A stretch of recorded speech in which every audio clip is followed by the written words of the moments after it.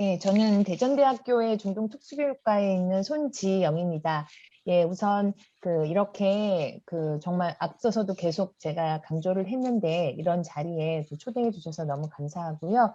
어, 대학생들이 주도적으로 이렇게 시작을 하는 것들은 정말 뜻깊은 이제 이런 일이라고 저는 생각을 하고 있습니다. 앞으로도 이런 게 많이 점점 더 확산이 되었으면 하는 그런 바람입니다.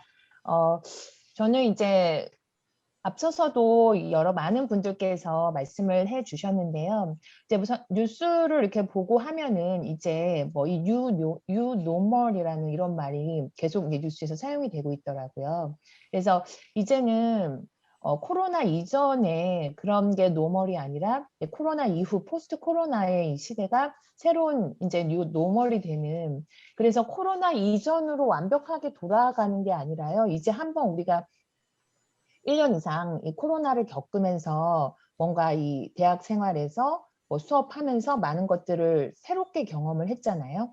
그래서 그런 것들이 다시 이제 그런 장점들이나 그런 변화와 혁신들이 같이 이제 통합이 돼서 이제 앞으로는 포스트 코로나는 뉴 노멀이다라고 얘기를 하고 있고요. 그래서 어 저는 이제 좋은 점도 있고 이제 좀 어려운 점, 문제점도 있고 이런 것들에 대해서 조금 생각을 해볼 수 있을 것 같다라는 생각이 들어요. 그러니까 예전에 사실 대학에서는 뭐 이렇게 사이버 강의실이나 이런 것들 LMS를 사용을 해서 그래서 다양한 이제 디지털화되어 있는 강의 자료나 이런 것들을 많이 뭐 사용을 하시는 분들도 있지만 사용을 하지 않으시고 그냥 이제 교재 중심으로 강의를 그냥 이렇게 강의실에서 주로 하시던 그런 이제 이 강의들도 있었지만 이제 이렇게 코로나를 겪고 나니까 모든 수업의 자료들이나 이런 것들이 다 디지털화 돼가지고 공유가 되어야 돼만 하는 그런 상황이 되었고 또 그런 수업에서의 많은 것들이 뭐 녹화를 하든 또 이렇게 원격으로 전송을 하든 뭔가 이렇게 디지털화 돼가지고 장애 학생들이 받아볼 수 있게 되게 된 거예요. 그리고 대면 수업하고 또 이렇게 지금은 이제 비대면 수업이 계속 이루어지고 있지만 사실 대면 수업의 장점도 있고 또 비대면 수업의 장점도 분명히 있거든요. 그래서 이런 것들이 이제 앞으로 뉴 노멀 포스트 코로나에서는 블렌디드 러닝이라고 해서 이런 이 각각의 장점들을 잘 활용해서 우리의 이제 대학 교육과 또 장애 학생 교육이 좀 더 이렇게 발전될 수 있을 수도 있다. 근데 그렇지 않을 수도 있죠, 당연히. 그래서 그런 부분들을 좀 생각을 해볼 수 있을 것 같습니다. 그래서 사실 지금 앞서서 이런 여러분들께서 말씀을 하신 것처럼 굉장히 어려움을 많이 겪었어요. 1년 동안. 교수님들도 많이 겪고 학생들도 진짜 많은 어려움을 겪었습니다. 근데 이제 앞서 이거에 대해서 이렇게 해주세요라고 할 때 교수님들 입장에서도 정말 이런 것들 해야 될 게 많고 이런 것까지 해야 되나 막 이렇게 해서 이게 굉장히 이제 좀 장애 학생 입장도 그렇고 교수 입장에서도 좀 이랬다라는 그런 얘기들도 좀 잠깐 말씀해 주셨는데 저는 이제 교수들이 달라져야 된다라는 생각이 들거든요. 그래서 이제 사실 이제 보편적 학습 설계라고 하는 게 아까 이제 UDL이라는 게 계속 나왔어요. 근데 UDL이라고 하는 거에 대해서 이게 어떤 거냐라는 것을 좀 생각을 해보면은 학생들의 다양성이라는 것들을 그냥 기본으로 두는 거거든요.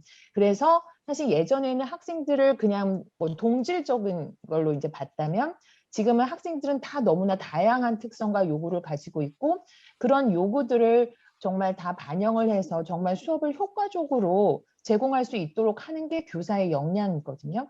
그래서 만약에 그런 다양성의 요구를 뭔가 충족시켜주지 못하면은 교사의 책무성을 제대로 이렇게 하지 못한 것이라고 저는 그렇게 이제 그렇게 생각해야 된다고 생각해요, 교사들이. 그리고 대학에서도 마찬가지라고 생각을 해요. 예전에는 대학에서의 학생들이 다 비슷한 뭐 선행학습과 또 비슷한 그런 이제 신체적 이런 것들을 이제 가지고 있다라고 간주를 했다면 지금 다르거든요. 이제 포스트 코로나 봤을 때 사실 정말 다양한 외국인 학생들부터 장애 학생들까지 너무나 다양한 요구와 특성을 가지고 있어요. 그중에서 사실 지금 코로나 겪으면서 가장 이 의사소통에서의 어려움을 겪었던 게 장애 학생들이라고 생각이 듭니다.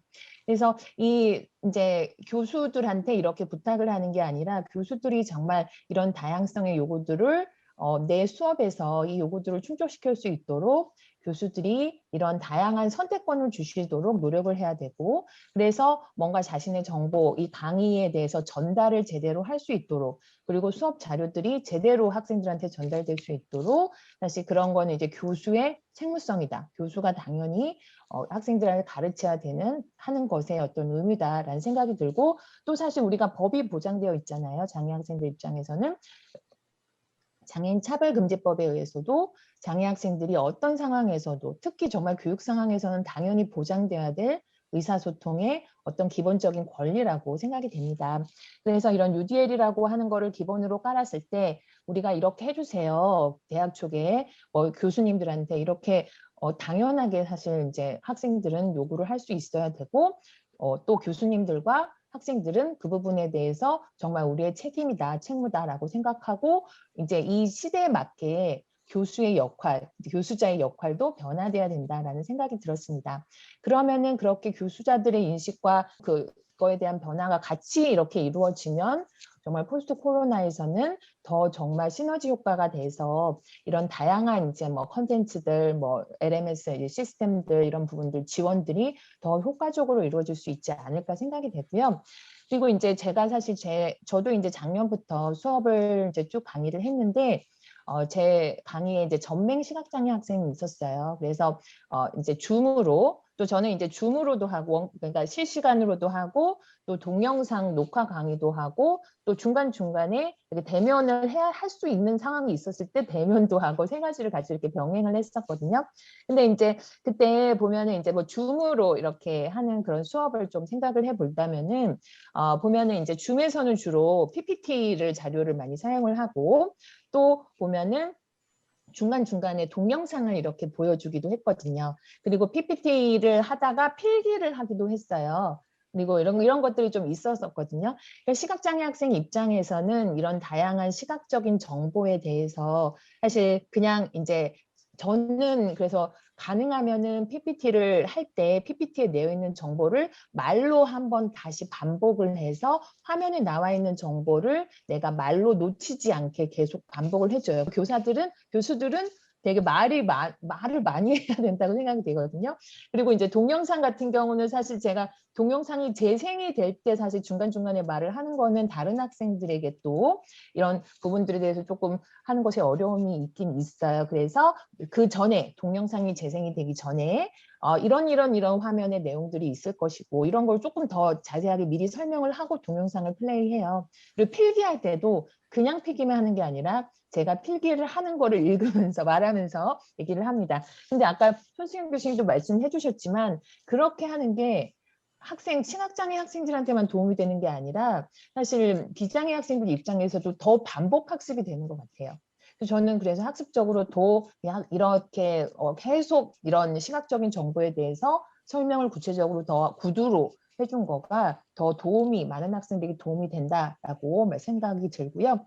그리고 사실 이제 제 수업 듣는 학생이 이제 이 화면을 켜는 거에 대해서 조금 싫어하더라고요. 이게 저는 이렇게 그러니까 자기는 다른 학생들이 안 보이는데 제가 이렇게 화면을 켜고 이렇게 하는 거가 좀 그래요. 좀 위축되고 좀 그래요. 이런 정서적으로 조금 그래요. 저 그냥 화면을 끄면 안 될까요? 라고 얘기를 하더라고요. 그래서 저는 그런 부분들에 대해서 좀 배려를 해줘야 된다고 생각해요. 그래서 선택권을 주는 거죠. 사실 근데 시각장애 학생들 입장에서는 그런 것들이 충분히 가능하다.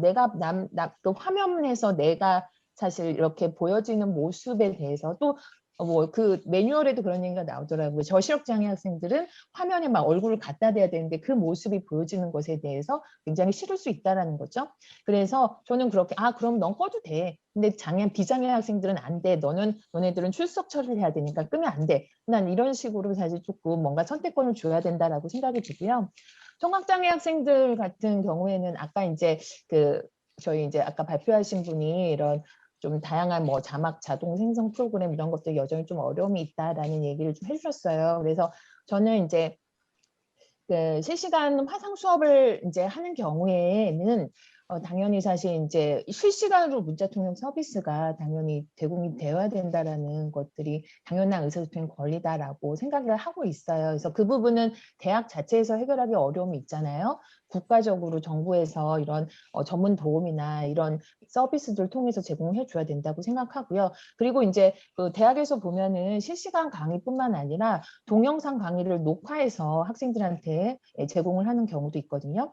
그런 경우에는 제 생각에는 이런 센터에서 자막 이제 자동 생성 프로그램을 활용을 해서 그러니까 그대로 하는 게 아니라 활용을 해서 한 번 더 쉽게 더 효율적으로 센터에서 자막을 좀 점검을 해서 이렇게 수정을 해서 제공을 주는 방식으로도 할 수 있지 않을까. 그러면은 훨씬 더 이렇게 더 원활하고 더 빨리 효과적으로 제공을 하는 게 가능할 것 같다라는 생각이 들었습니다. 그래서 좀 마무리를 한다면은 저는 이제 지금 여러 학생들께서 이런 굉장히 실시간 화상 수업이 잘 이루어질 수 있도록 하는 그런 이제 문제들에 대해서 매뉴얼을 너무나 잘 만들어 주셔서 너무 정말 이렇게 이게 많은 도움이 될 것 같다라는 생각이 들고요. 근데 앞서서도 잠깐 말씀을 해주셨듯이 사실 이제 이렇게 대학에서 비대면 교육이 원활하게 이루어지게 되려면은 LMS, 학교에서 사용하고 있는 학습 관리 시스템 이런 부분들에 대한 접근성도 굉장히 중요하거든요. 거기에서 기본적으로 사이버 강의실이라는 거기에서 자료가 공유가 돼야 되고 평가나 이런 것들이 이루어져야 되는데 그런 기본적인 접근성이나 그다음에 컨텐츠, 실시간으로 이루어지는 컨텐츠 말고 녹화된 컨텐츠 아니면 뭐 다른 유튜브 컨텐츠 이런 것들을 사용을 할 때에 접근성이 확보가 되는 것들이 굉장히 또 필요하고 그리고 학생 장애학생 지원센터에서 정말 교수들을 대상으로 인식을 변화시키는 것도 굉장히 중요하다는 생각이 들어요. 장애학생들 대상으로도 사실 이런 교육이 또 이루어져야 되겠고요. 그래서 교수학습 지원센터에서 이런 교수학습 지원 원격 교육을 잘 지원하고 또 잘 원활하게 커뮤니케이션 상호작용이 이루어질 수 있도록 하는 그런 지원들이 필요하다라고 생각을 하고요. 마지막으로 사실 이런 전체적으로 관리하고 또 평가 뭐 이런 부분들에 대해서 대학 차원에서 제도적으로 어떤 부분들 이제 인정을 해주고 그렇지 않고 이런 부분들에 대한 제도적인 밑받침이 이루어져야 되지 않을까라는 생각을 하면서 이상으로 마치도록 하겠습니다. 네, 감사합니다. 고맙습니다.